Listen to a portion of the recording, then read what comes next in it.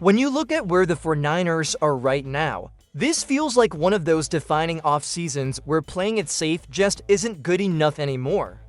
You can talk about tweaks and minor adjustments all you want, but the reality is this offense got exposed when it mattered most, especially against Seattle. The speed wasn't there, the separation wasn't there. And for long stretches, the explosiveness that used to scare defenses just flat out disappeared. That's why a name like Justin Jefferson isn't just a fun headline, it represents the exact type of swing this team has to at least think about if they're serious about staying in the Super Bowl conversation.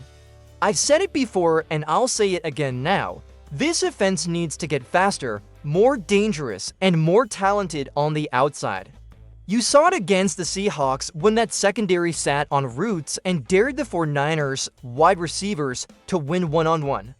They couldn't do it, and until that changes, it's going to be hard for Kyle Shanahan to fully unlock everything he wants to do schematically. Justin Jefferson instantly changes that dynamic. Defensive coordinators don't get to play comfortable coverage when he's on the field. They don't get to cheat, they don't get to sit back and react. They have to fear every blade of grass. Now, before we even go any further, I want to hear from you. If the 49ers had a real chance to trade for Justin Jefferson, would you want them to go all in, or would you rather keep the draft picks and build slower? Just a simple yes or no in the comments. And while you're down there, make sure you're subscribed to the channel. We're pushing toward 2,000 subscribers, and if you're a daily 49ers fan, this is the place you want to be. What makes Jefferson such a perfect fit is not just the talent, it's the timing. The 49ers are in win-now mode. Brock Purdy is the franchise quarterback, you've already made that decision. So now the responsibility shifts to the front office to surround him. With elite weapons, not just solid ones, Jefferson has put up monster numbers with inconsistent quarterback play for most of his career. Think about that for a second, he's been dominant without stability. Now imagine him in an offense built on timing, anticipation, and precision. That's where the excitement really starts to feel real. This isn't just about fantasy stats or jersey sales. This is about solving the biggest problem this offense has right now, which is creating easy answers when defenses take away the middle of the field. Justin Jefferson gives you that answer every single week. Third and long, red zone, late in the fourth quarter. He's the guy who can win regardless of coverage. And if you're trying to catch up to a Seattle defense that has clearly figured out how to disrupt Kyle Shanahan, you need a player who forces them to adjust instead of the other way around. Of course, moves like this don't happen in a vacuum, and that's where the conversation really gets interesting, because the next question isn't whether Justin Jefferson would help the 49ers. That part feels obvious. The real question is why Minnesota would ever consider letting a player like that go, and whether the circumstances around the Vikings make this more realistic than people might think. That's where things start to shift from dreaming to actual football logic, and that's exactly where we're going next. Before we get into that, don't forget to like the video if you enjoy these deeper off-season conversations. It really helps the channel grow, and it tells me you want more breakdowns like this as we move forward. Stick with me, because once you look at the Vikings situation, this idea starts to feel a lot less crazy. When you start looking at this from Minnesota's perspective, that's where the conversation really changes. Because as great as Justin Jefferson is, and nobody is debating that, elite players don't exist in isolation. They exist within timelines, and right now the Vikings' timeline feels messy at best. Quarterback instability has defined their recent seasons, and that uncertainty bleeds into everything else. When you don't know who's throwing the football, it's hard to convince yourself that paying top-of-the-market money to a wide receiver automatically makes sense. Jefferson's production actually makes the argument stronger, not weaker. He's been elite despite the chaos, inconsistent quarterback play, injuries at the position, and constant change, yet he still finds ways to put up big numbers. That kind of player is rare, but it also raises a fair question. If you're Minnesota and you don't believe you're ready to truly compete right now, is holding onto a superstar wide receiver the smartest way to reset the franchise, or is maximizing his trade value the better long-term play? This is where things get uncomfortable for fans, but front offices have to think this way. Jefferson is expensive. He's going to command a massive contract, and if the Vikings aren't in a position to capitalize on his prime years, trading him for multiple high-end picks could accelerate a rebuild instead of dragging it out. We've seen teams do this before, even with players who feel untouchable. Timing matters just as much as talent. There's also the human side of this. You could see the frustration at times, missed throws, broken plays.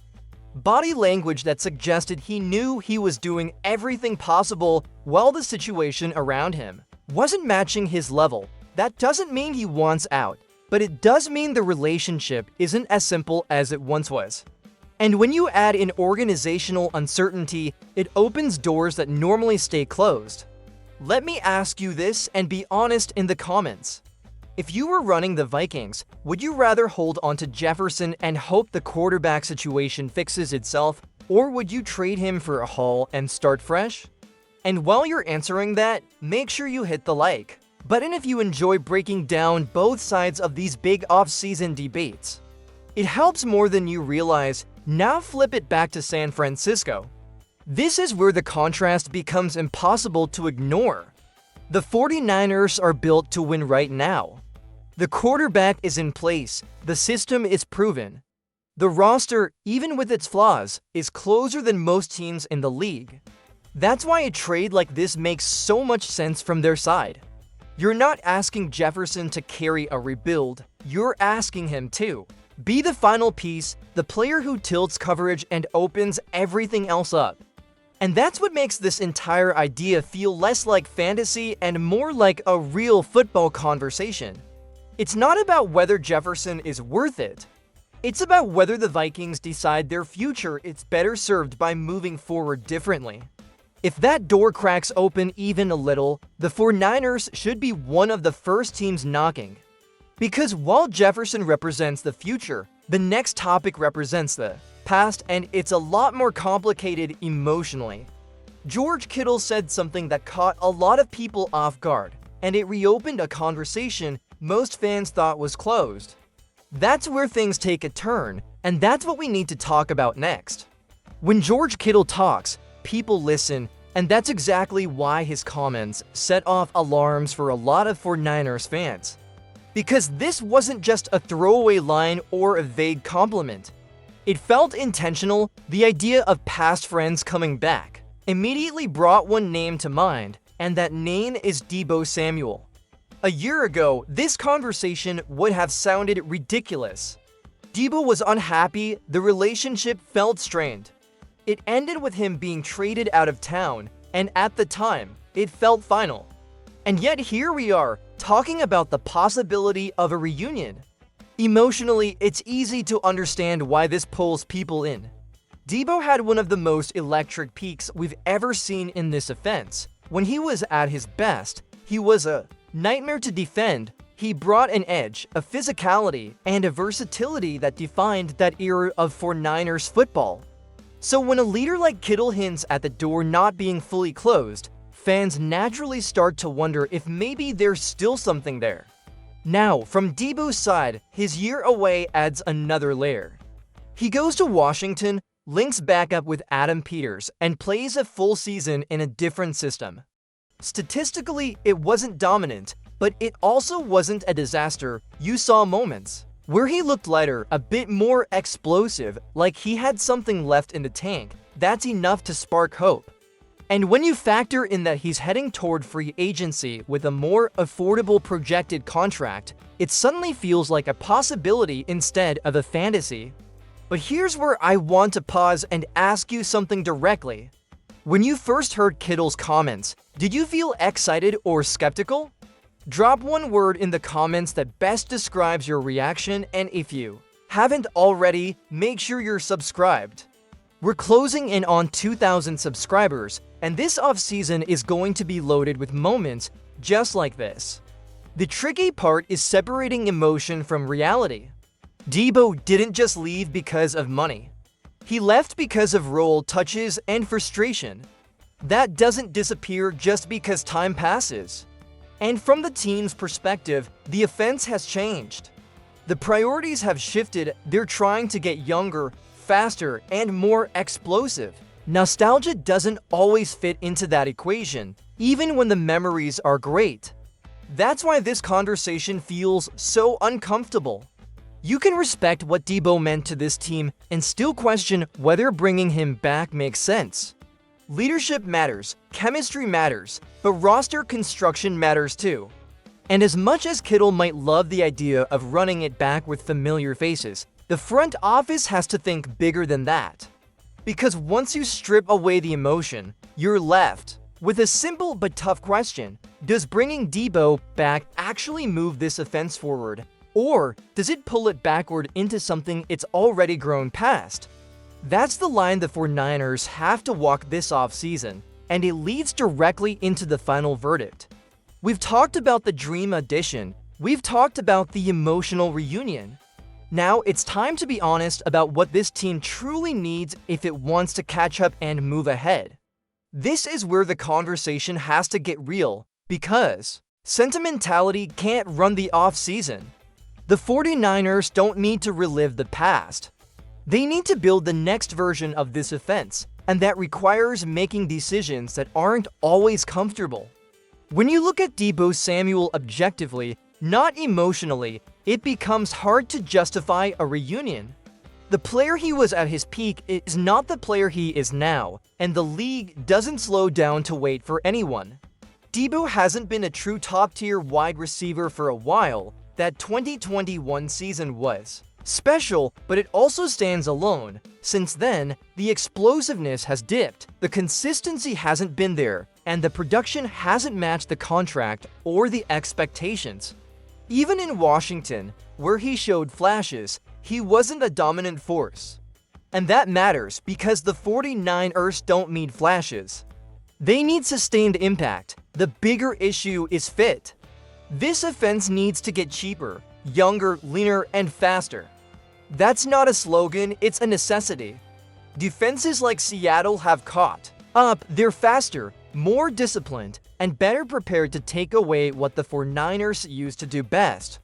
Bringing back an aging, declining receiver doesn't solve that problem.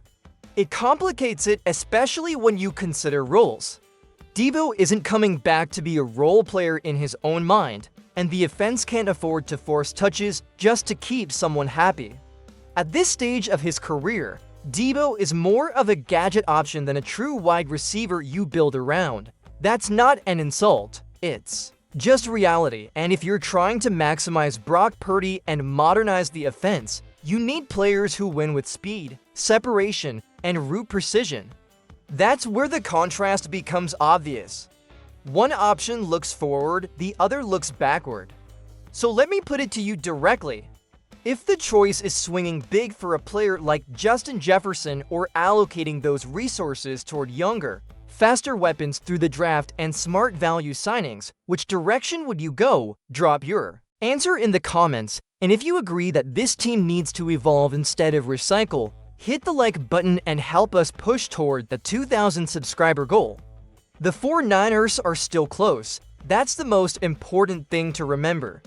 This isn't a teardown, it's a recalibration. And the teams that stay on top are the ones willing to make bold moves at the right time and walk away from comfort when it no longer serves them. This offseason is about choosing progress over familiarity.